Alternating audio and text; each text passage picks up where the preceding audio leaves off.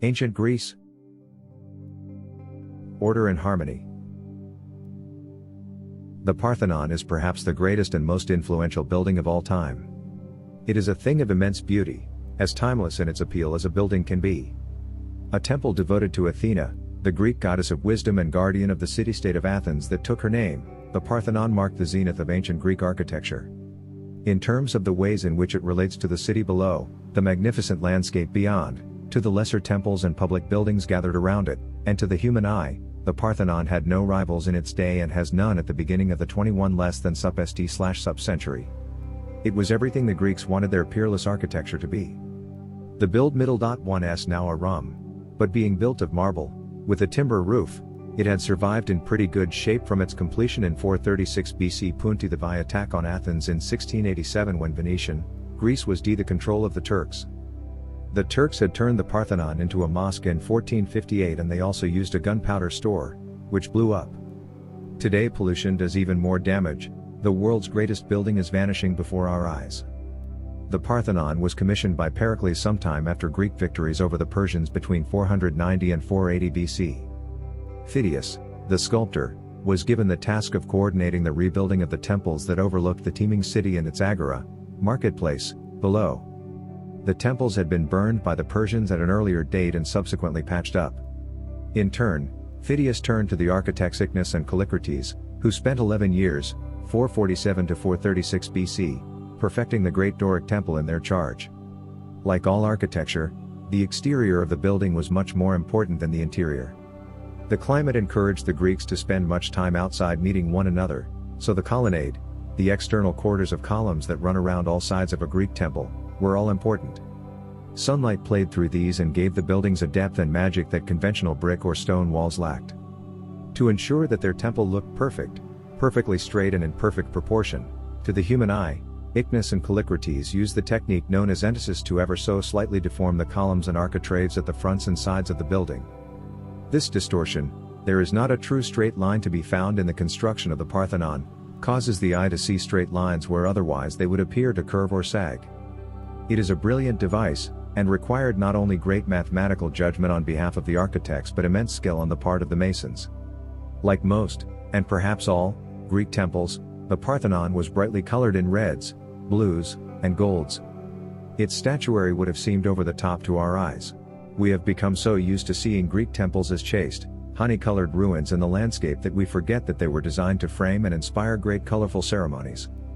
This was not a society that lived quietly behind closed doors. For the most part, houses were dull or nondescript, leading off narrow twisting alleys in the oldest towns, the open space of the Aora and the theater of the temples, gathered in picturesque fashion on the Acropolis above the city, were busy night and day. Symbolic temple. Symbolically, the Parthenon and its sibling temples represented key aspects of Greek society and culture. The temple was at once a place of gathering and worship as well as a representation of a Greek fighting ship, the basis of Greek power, a domestic loom, the root of every Greek household, and the people, demos, themselves, although Athens and the Greek city-states were democracies in a limited sense only. The people were represented by the columns that ran around the buildings as if clustering around the presence of Athena, whose huge statue stood at the heart of the Parthenon. The loom was represented by the temple fronts with their columns set, as with a loom, within a clearly defined frame. As for the fighting ship, that would suggest the way in which entasis caused the columns, and thus the front, of the temple to billow out like a sail. For ancient Greeks, then a temple like the Parthenon was not just beautiful and impressive but was also a sign and symbol of all the core values that held their civilization together. The Parthenon's legacy has been vast. Exact representations of the temple have been built in different parts of the world, while its essence, that of a perfect, serene, and detached building, has influenced architects right into the age of the machine, and beyond. The Parthenon developed fairly rapidly from a style and approach to architecture that had emerged perhaps 150 years earlier. This was the Doric order that was probably first used in the design of the Heraion, an acropolis of sacred and civic buildings gathered around the Temple of Hera and dating from circa 590 BC. The Doric was what you might call the house style of the Dorian invaders who came to Greece from the Balkans circa 1000 BC. The heyday of ancient Greece and thus Athens itself was between 800 and 323 BC, the latter date being the death of Alexander the Great and the dissipation of the Hellenic Empire. The earliest Greek architecture, or architecture in areas later settled by the Greeks, is witnessed in the ruins and reconstruction, in parts, of the Minoan palace of King Minos at Knossos on the island of Crete, dating from sometime between 1625 and 1375 BC. Yet this is labyrinthine architecture, the stuff of nightmares rather than sunlit reason. The Parthenon could hardly be further away in spirit. The Greeks had come a very long way in 1,000 years. Classical orders. At the heart of Greek architecture were the classical orders, the types and styles of columns and the forms of structure and decoration that followed on from them. We know them as Doric, as in the design of the Parthenon, Ionic, and Corinthian, which developed one after the other. Each stemmed, initially, from different parts of Greece. Ionic came principally from the Ionian Islands, Corinthian was a late development. The three types of columns were developments of the Egyptian columns, which symbolized bunches of reeds tied together. The capitals of Greek columns were, again, representations of natural forms, as in the ram's horns of the Ionic or the stylized acanthus leaves of the Corinthian. They gave the temples and principal civic buildings of Greece, and, later, Rome, quite different characters. Without a doubt, Doric columns are serious and rather masculine, while Corinthian columns suggest delicacy and femininity. The Greek spirit. Greek architecture is, unlike the Egyptian and Mesopotamian styles that preceded it, both serious and light-hearted. For the first time we can look at buildings and see a sense of gaiety and humor. Earlier architecture never smiles. But then Greek society, notably at its height in the 5th century BC, had begun to produce architects, mathematicians, philosophers, artists, and playwrights of the very highest order. It also produced wits and satirists. Now, perhaps, civilization can be said to have truly begun. People were able to laugh at themselves. The Greek temples were literally the high paint of Greek cities, although the buildings themselves were never tall. The Greeks chose and perfected a system of design and construction, post and lintel, that suited them even though, despite rumors to the contrary, they were quite able to make arches and other sophisticated forms. Beneath them spread not only the agora with their colonnades, stoves, behind which were shops, offices, workshops, and places to eat, but also the assembly halls, stadiums, gymnasiums, and theaters that no Greek city worthy of the name lacked. The model Greek citizen was meant to be healthy in mind and body, a classical all-arounder. These ancillary buildings remain some of the most beautiful and usable structures in the world. The theater at Epidaurus, for example, designed by Polykleitos and built circa 350 to 330 BC, seats 13,000 people on 55 rows of stone seats that wrap around the orchestra, or dancing floor for performers, and face the scheme, stage building, itself long since vanished. The theater, though, remains in use, and its acoustics are perfect. Nearby is the Epidaurus Stadium, another important Greek building type. In later designs, circa 325 BC, the audience sat around the track on tiers of stone seats with the entrance to the stadium gained by tunnels passing under the scats, exactly as in the arrangement of sports stadiums more than 2,000 years later. The gymnasium was another important building type. It was often associated with a school, that at Prince is still dotted with the names of ancient Greek schoolboys who carved them into the walls of their open classrooms. Such buildings were equipped with running water. Other Greek temples. Some of the best preserved Greek temples are not to be found in Greece but elsewhere along the Mediterranean coast. What is popularly known as the Temple of Neptune, its actual dedication was to the goddess Hera, at Paestum on the Italian coast south of Naples, is one of the best preserved of all. The double tier of columns inside this heavy Doric temple remains intact. Because relatively few tourists come this way, the Temple of Neptune can be experienced as those who first rediscovered these buildings in the 18th century would have done. They are, as yet, free from the theme park, sun et lumiere treatment given to all too many ancient monuments. At Paestum, it is still possible to catch a glimpse of life in ancient Greece. The temples there, and houses and temples farther west along the Mediterranean, show not only how trade and empires spread at an early date, but also how architectural styles and precedent spread with them. Although there was a long pause between the height of Greek civilization and the Greek revival of the late 18th and 19th sub-centuries, the architecture of the Parthenon was eventually to reach every part of the world. Ancient Rome. The Master Builders. The Pantheon is to ancient Roman architecture what the Parthenon is to ancient Greek.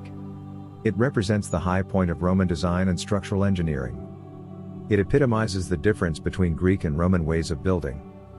The Pantheon, AD circa 118–28, a giant domed temple deep in the beating heart of Rome, was designed possibly by the Emperor Hadrian himself. It is a deeply impressive structure, a phenomenal work of construction, making brilliant use of concrete, but it could never be dissembled as beautiful. Impressive, yes, fascinating, of course, but while the Parthenon is exquisitely beautiful, the Pantheon is a brute in comparison. Why? Because for the Romans architecture was a much more practical affair than it was for the Greeks. The Romans conquered Greece, and although they admired and borrowed much in terms of dress, politics, architectural style, learning, and general culture, their engineering feats stretch far beyond those of the earlier Greek civilization with its elegance and grace. The Romans were the toughies of the ancient world, practical, hard-working, soldiering people. They conquered the whole of the known Western world, connected its extensive parts by a network of superbly engineered roads, and gave their large cities running water, brought from hills and mountains 50 miles, 80 kilometers, away and more by extensive aqueducts. They provided public baths, public lavatories, sewers, and public transportation. They built blocks of flats, insulae, or islands originally made of timber and mud bricks, later of concrete, rising up to 8 floors high. They made great use of underfloor heating and, in general, their buildings and engineering infrastructure were superior to any previously known, and were to go unchallenged for many centuries after the fall of the Roman Empire in AD 476. Plastic construction. Roman architecture reflected this commonsensical and no-nonsense attitude towards life, city making, and empire building. The Pantheon is thus a vast building, daringly engineered. Its 139-foot, 43.2 meter, diameter dome was the world's most ambitious until Brunelleschi raised his over the body of Florence Cathedral between 1420 and 1436. The dome is built of concrete. The Romans made widespread use of this material. It enabled them not just to build domes, which are popular in the design of aristocratic houses as well as in such important civic buildings as the Pantheon, but to construct complete vaults and huge arched constructions such as the Colosseum, AD 70 to 82. They thus became the masters of what we can call plastic construction. In other words, concrete, a malleable, plastic material, enabled them to build freely and on a massive scale. Unlike the earlier Mesopotamian and Greek cultures, they were unrestricted by the need or desire to use post and lintel construction methods. They were free to build as they pleased. And that's how they built. Earlier influences. Essentially, the Romans adopted Greek and to an extent Etruscan architecture. The Etruscans were the masters of central Italy until subdued by the Romans. Their architecture, influenced by the Greece, was more flamboyant and primitive. Their beautiful funerary monuments, however, have yet to be surpassed. The Romans made great use of the Doric, Ionic, and Corinthian orders, adding 2 of their own: Tuscan, a modified Doric, from the Etruscans, and Composite, a combination of Ionic and Corinthian. Because concrete allowed them to build without the need for columns, they often used the column as a decorative element in temples, baths, and arenas. Eventually they made flat or half columns that were a part of the wall. These we call pilasters, and they have been a feature of classical architecture ever since. Although the Romans built many temples, they were best at making cities. The empire saw these spread throughout the classical world, and, if you had been alive and traveling through the Roman Empire at its peak in, say, AD 200, you would have found its cities, from Londinium, England, to Leptis Magna, Libya, almost homogeneous. Building materials and thus forms of design and construction did vary throughout the empire: bricks in Britain, stone in North Africa, yet the essential elements were much of a muchness. Indeed, the finest surviving Roman temple, aside from the Pantheon, is the Maison Carrée at Nimes, CP. 124, in the south of France, while many of the most impressive Roman ruins are to be found in modern-day Turkey, Libya, Tunisia, and Syria. The city of Rome. Roman cities were big and crowded. At its zenith in circa AD 200, the population of Rome itself exceeded 1 million. Most citizens lived in insulae, a good example of which can still be seen in Ostia, the port of ancient Rome. Until the Great Fire of Rome of AD 64, when Nero was said to have played his fiddle while watching the imperial capital go up in flames, these were largely jerry-built timber and mud bricks by unscrupulous developers, death by fire or structural. A law of AD 64 insisted that, in future, insulae had to be built with fireproof concrete floors and walls.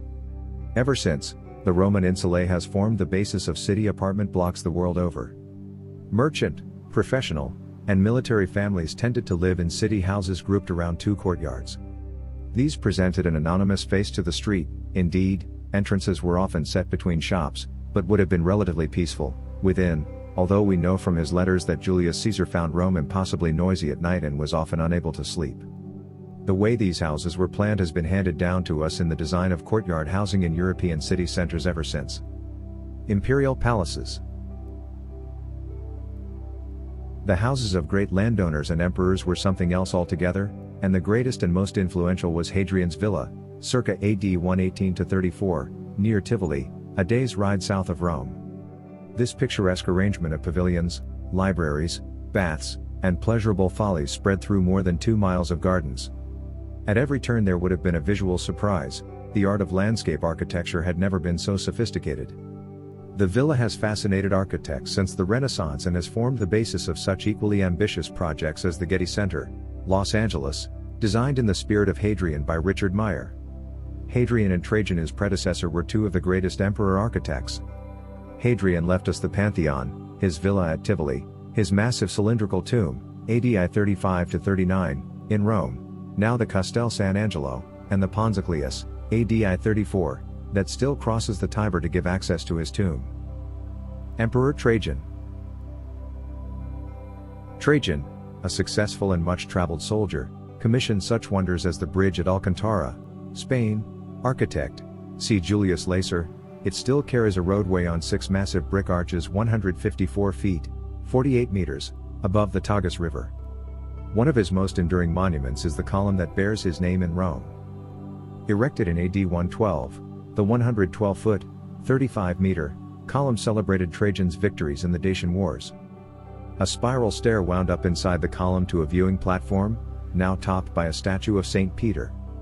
Outside, a continuous frieze depicting episodes in the Dacian campaign followed the spiral of the stairs. These are superbly realized, but of far greater significance is the superb architectural lettering used for inscriptions on the base of Trajan's column. Trajan's lettering is the basis of modern typography. The text you are reading now is set in a typeface derived from Trajan's. The Romans were great builders of victory monuments, and these have formed the basis of most major victory monuments since the Renaissance. The Arch of Septimius Severus in Rome, for example, is clearly the basis of Marble Arch in London and the Arc de Triomphe in Paris. Obsessed by notions of personal hygiene, the Romans brought water into the heart of their cities and built sewers to remove waste. Their aqueducts and public baths are great wonders. Their scale remains daunting. Great stadiums such as the Colosseum and racetracks like the Circus Maximus are superb examples of structural engineering and powerful reminders of how emperors kept the population happy, and thus controlled, with their famous policy of bread and circuses. Yet the baths of Caracalla, AD 212-16, CP. 143, and Diocletian, AD 298-306, are architectural wonders of the very highest order. The baths were opulent structures built on a Herculean scale, lavishly finished in rich marbles and set about with statues, fountains, and gardens. The main building of the baths of Caracalla measures 722 feet, 225 meters, by 369 feet, 115 meters. This Leviathan stood behind the walls of a massive leisure complex complete with stadium, gymnasium, libra, and lecture halls. It is hard to imagine how delightful such buildings would have been. Nothing like them has been built since, although Pennsylvania Station, CP. 143, demolished, in New York City was designed at the turn of the 20th century b. The architects McKim, Mead, and White as an homage to the baths of Caracalla. The Roman baths of Diocletian were even bigger than those of Caracalla. The Basilica. If the baths, circuses, and stadiums were 3 of the most popular meeting places in ancient Rome, and the Forum, of course, the Roman equivalent of the Greek agora, the Basilica was the other. The Basilica was the main covered public meeting place and was used for many functions, law court, trading room, and meeting hall among them. Their design was based on that of the imperial baths, and the grandest was the Basilica of Constantine, AD 307-12. This comprised 2 aisles and a nave covered in vaulted concrete ceilings. The nave was 257 feet, 80 meters, long, 80 feet, 25 meters, wide and L 12 feet, 35 meters, high, M0. Other words, it was as large as a medieval cathedral, and, right reaction, because the Roman Basilica was the basis of the first major Christian churches. In fact, the Basilica of Constantine at Trier in Germany, early 4th century AD, is the link between the architecture of ancient Rome and of Byzantium and the Romanesque architecture of the future. Constantine was, of course, the emperor who converted the Roman Empire to Christianity in AD 313. To our eyes, would have resembled either a Renaissance cathedral or a cathedral-like railway terminal. This is the right reaction, because the Roman Basilica was the basis of the first major Christian churches. In fact, the Basilica of Constantine at Trier in Germany, early 4th century AD, is the link between the architecture of ancient Rome and of Byzantium and the Romanesque architecture of the future. Constantine was, of course, the emperor who converted the Roman Empire to Christianity in AD 313.